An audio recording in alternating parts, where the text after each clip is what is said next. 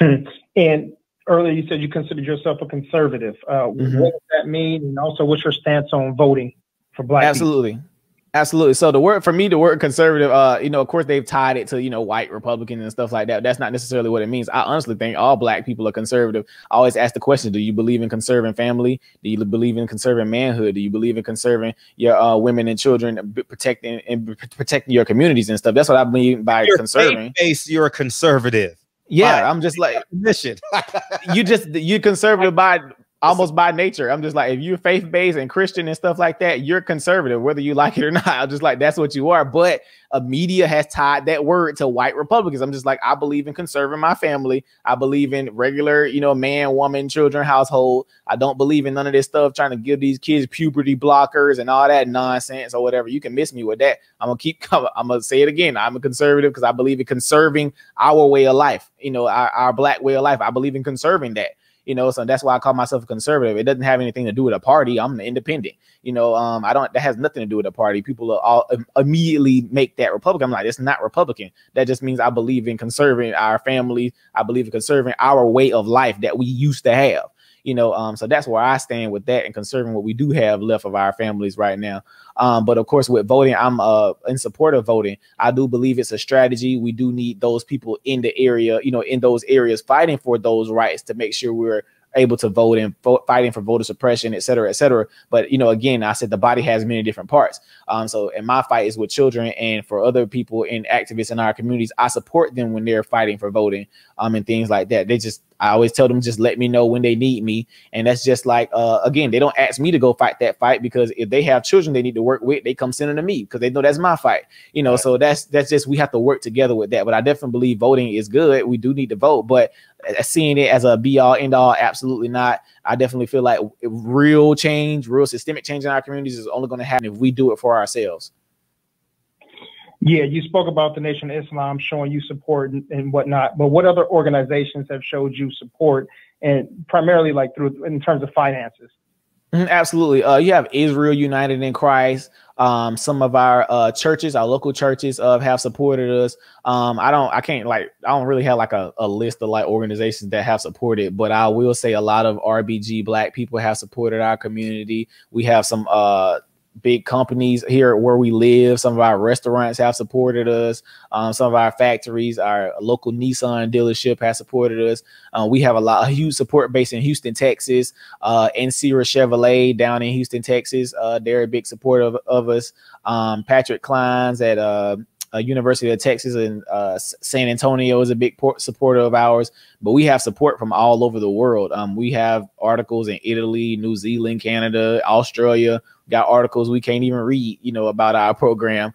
So we have support from everywhere. I can't really just like name off like direct organizations. I know Lowe's is about to start supporting us. And I just said that, the vice president of AutoZone, Mr. Jameer Jackson, Black brother, rich brother. So I love for my boys to see that, supporting another young man that he saw our organization and wants to help out. So, we have support from everywhere. I can't even really just name like all the people that are trying to support our program.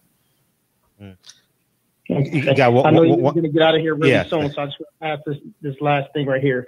We heard what your vision is. Do you already have a mission statement for your school and company? And also, in 10 years from now, where do you see Randall King, and what will people be saying about King Randall in 10 years from today? Well, I will say for our mission statement, I want it to be perfect. I've been looking, I literally have like about 10 things written down because I've had people ask about it. I'm just like, no, I need it to be right. I need God to give it to me, so I have a few things, I have written down as far as a mission statement, but I hadn't got it yet. But it will be done by the time the fall gets here, because we want it on the wall, painted at the school. But as far as 10 years from now, I honestly don't know. That's a little far stretch, because I didn't see myself here 2 years ago. I knew what I wanted to do, but again, I didn't see myself here. I will say I have like little small things I want to accomplish. I do believe every birthday I have a goal. I have to beat myself the year before. So this year, I got a school or whatever like that. So when I turn 22, I got a full year to try to beat the year 21. And that's my, goals for myself, is just to beat the previous year, of my life. I want to make sure I'm ever evolving as well, and always a student. I always want to make sure I'm always learning at all times. I don't never want to think I know it all, which is why I have a council of elders that advise me, on decisions I make. Plus, I don't feel like I'm an adult yet. I do believe you're an adult when you turn 25. Well, for a man, your decision-making part of your brain doesn't develop till you turn 25. So of course I still, consult elders for counsel, because I need to help with these decisions. I don't know everything. So I definitely believe, I need counsel there. But 10 years from now, I have no clue what's in store. I do not, but I want to make sure I buckle up the seatbelt for the ride. and that's a ride we're going to enjoy sitting in the passenger seat for, man. And yes, sir. Reggie Owens says, keep up the great work, Black excellence. And sometime in the fall, come back, man. We're going to do like a cyber telethon on here, man. We're going to donate some money to you, man. And I appreciate it, brother. Yes, sir. And then also, I would love to get y'all like even down to the school one day, man. Mm-hmm. I think that'll be dope. How far away are you from Atlanta? We only 2.5 hours from Atlanta. So you fly in, so you don't fly into Georgia, you fly into another state to get there closer? Mm-hmm. Yeah. So so what happens is whenever I live in Albany, Georgia, our school is here in Albany, Georgia. Whenever we have to travel out of state, we have to take a connection flight from here to Atlanta. Anytime we fly, our airport here only goes to Atlanta.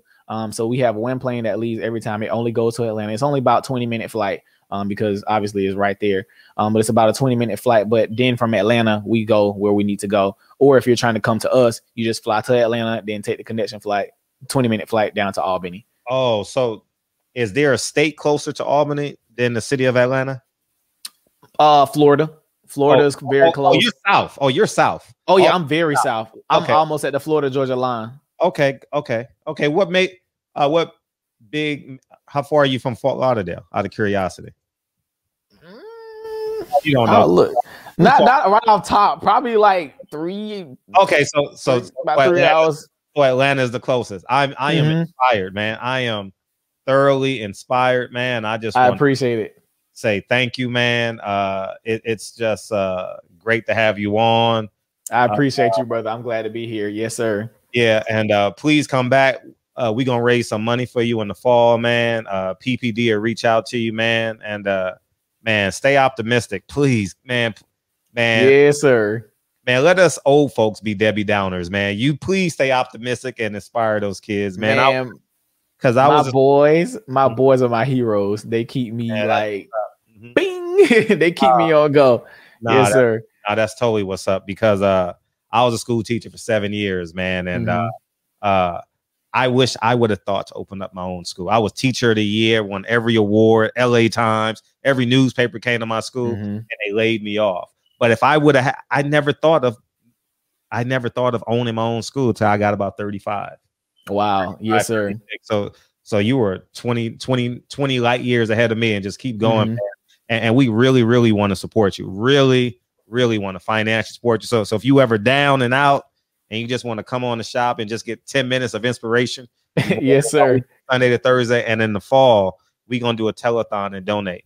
Yes, sir. I appreciate it. And I would like to say, I know I said this before on an Instagram video, but I would like to address it again. I've said before, I know people always have the comments about Dr. Umar, and I love him. I love Dr. Umar, regardless of, his little, whatever, but I love him, and he's inspired me a whole lot. When I was like 17, 18, I started listening to him, and he kind of brought me out into the light, as far as, being woke at the time or whatever like that. But my thing is, I'm just like, we don't have to talk about him to, lift up another black man. I'm just like, we don't have to do that. And I tell people all the time, one school is not going to save the whole black community. We need my school. We need Dr. Umar's school. I don't care how long it, have taken or whatever like that. I understand, what some people are saying, but I'm just like, end of the day, we're still two different people. We still got two different types of things that we're doing, but we still got the same goal in mind. That's just furthering our community, so I'm just like, you don't have to talk down on somebody to, lift somebody else up. I just think that's childish. And, how we going to stay on code in the black community when we already got some slick to say when somebody trying to do something. I don't like that. Right. At the Champion Heart, you want to say something to him, Champion Heart? Is that what you want to do? You falling asleep, man. What the hell are you doing? Can we get him? He probably just want to say something on behalf of the child. I don't know what he want to say, but can we just get one response from the chat? Is that okay, King Randall? Yeah, absolutely. Yes, sir. Mm-hmm. Perfect. Go ahead, man. He falling asleep over there, man. Falling asleep, man. No, man, I wasn't falling asleep. I was just listening to the young brother. I know. He's man, he's definitely ahead of his time. I want to say I would like to meet this young brother's parents, man. Salute to his parents. I appreciate it. This type of mindset, you know what I'm saying? You know, I'm not I appreciate what you're saying and not about not bashing people, but I do want to say that I thought that was foul what Roland did, and you handled yourself well, young brother. I appreciate it. Yeah, that was definitely cool, the way you handled yourself. And again, I just thought that was foul, you know, and I just want to let you know that I will definitely be supporting you, you know, and keep doing what you're doing, young brother. I appreciate you so much, sir. Absolutely. Absolutely. Thank you. All right. Salute. And DB, any final words for the young man? Thanks for coming on, spending some time with us, man. Stay motivated and keep pushing forward. And I like what you said about, or what you didn't say about Dr. Umar. I appreciate that too, man. And that's what we need, man. We need that. We need collective efforts and to continue to work together. So yeah, continue doing what you're doing. I appreciate you, Mr. DB, and all the good questions too. That's great questions. Absolutely, I loved it. Yes, sir. Great question. Appreciate you, man. And PPD will be in touch, man. Thank you so much for coming on, man. And thank you for whatever y'all did behind the scenes to make it work today. Thank you, because our schedule is jam packed, man. What's crazy? Well, I'm gonna thank my assistant Alexander. He put it together for us. But what was crazy was we got confused because when he hit me, he was like, me and my boys was at Six Flags yesterday because one of my boys had turned 16, and we had changed 90 we did 90 oil changes that Saturday, and so yesterday we did Six Flags. But we were actually trying to beat a record at our local car dealership, not car dealership, but automotive repair shop. So yeah, that's kind of how that went. We did 90 cars, but the record was 108. We're gonna come back though. But I just want to make sure we good. But yeah. I ain't got nothing else to say. Well, but thank you so much, man. Thank you. Man. We look forward to supporting you, man, for sure. Man, I appreciate you. Absolutely. I appreciate you. All the time, dog. Appreciate you. Man, what an inspiration. My heavens, man. Are you inspired or are you inspired? That was awesome. Man, I love that brother, man. Man, what a solid brother, man. Wow. Yeah, that was awesome. Yeah, that was great, man. Yeah, man. And so yeah, I'm pretty sure people want to call in or beam in and respond and all that good stuff. Are you staying on? No, I'm not gonna stay on. I'll call back in. Okay, for sure.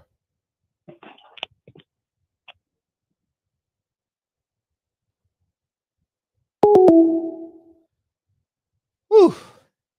Everybody inspired, man. Everyone inspired.